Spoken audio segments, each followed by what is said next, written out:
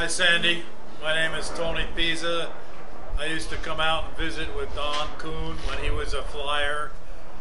When he had a plane, I mean. He's still a flyer. And then we'd often hang out in Joe's place.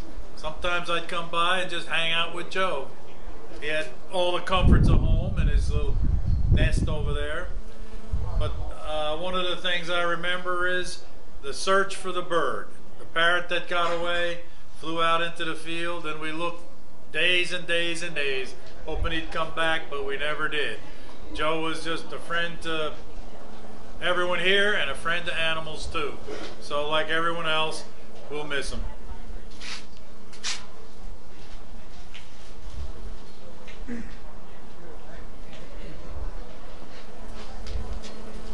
How you doing? My name is Nick Baruth. I moved in next door to Sandy and Joe about a year ago. And within the first day of meeting them, they started calling me their grandson. They're just very open, welcoming people. And then just one thing that Joe said to me, he used to tell me a lot of stories. One thing that he said to me is, Nick, don't ever try to fight with an elderly person, because they won't try to fight back, they'll just shoot you. So and Joe, we're gonna miss you, man. Thank you.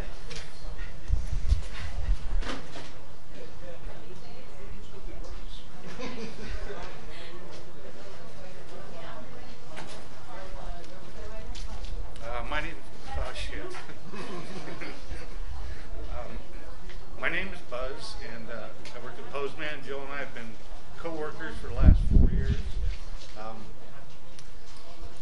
Real nice guy. Customers loved him. In fact, too much. Somebody come in, they'd say, "Oh, you fly ultralights."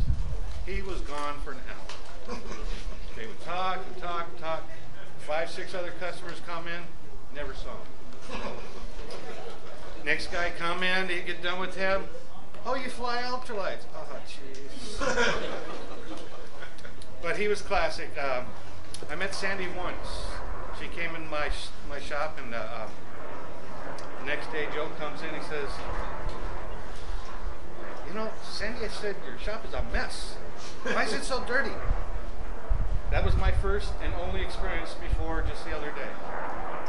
As far as Joe goes, he greatly missed. Super guy. I've never met such a nice person. And like you guys say about the mechanics, second day there, he fixed my compressor. I didn't even know it was broke.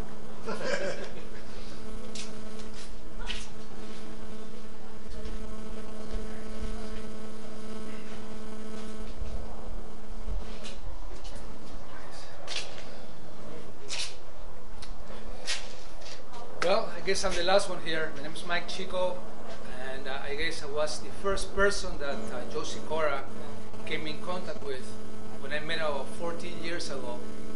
And I remember that day, I had my daughters with me. The first one was 6 years of age, then was 4 years of age. And they were very grumpy because they wanted a bunny. Well, at that time, I didn't know he was an animal control officer. And as a gift to them, just so they could be at peace, he came with 2 baby squirrels with baby bottles and gave each of my daughters a baby squirrel with a baby bottle. And that was a holy remedy, because after that, somehow he made such an impression on my kids that to this day, they always ask me about him. Now that's who Joe was. He left a mark, a positive mark. And as they say, one of my beliefs is, what is a man's glory? Well, the glory of a man comes from the friends he's got. And Joe was my glory. Like many of my friends before me who are no longer with us, who have wings now, who are flying into the mystery of the great beyond. And now that I could see the love and the sharing and the celebration of a life, of a human being that really touched lives, all I can say is that I'm humbled by this moment, and I'm grateful. And I guess it's part of my experience, being my life and the adventure that it has been for so many years, to be part, to share this moment of celebration of a life with all of you.